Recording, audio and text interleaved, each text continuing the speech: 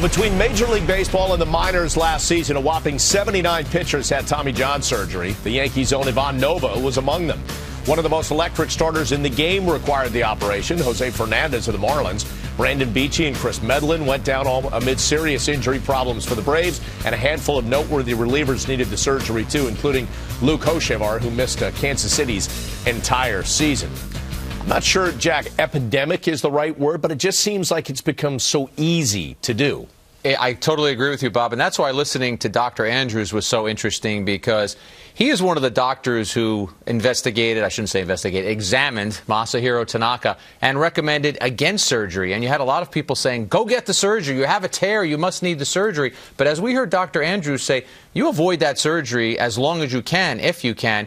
He quoted 75% success rate for a major league pitcher, and even the ones who are successful, it usually takes until the second year until you get back into who you are. So the Yankees made the right move. They go into spring training and just hope Tanaka can be close to the pitcher he was last year. Right, Jack, and I was one of those who was on that camp. You know, just get the surgery; it's already torn. And I was looking at the Chad Billingsley example of a guy who delayed the surgery, eventually needed it anyway, and lost the whole next season and actually hasn't returned. But there's a much better example on the positive side anyway, and that's Adam Wainwright. I talked to Adam late last year in St. Louis, and he said, look, I felt first partially tore my UCL when I was in high school, and I was able to rehab it, get drafted, pitch through it. I heard it again in the high minors, I think he said, and again they said don't get the surgery yet. And we saw Adam Wainwright the first several years of his career before he had Tommy John was a very successful 20-game winner, Cy Young candidate kind of guy. So he said absolutely Tanaka should not get that surgery unless he definitely needs it.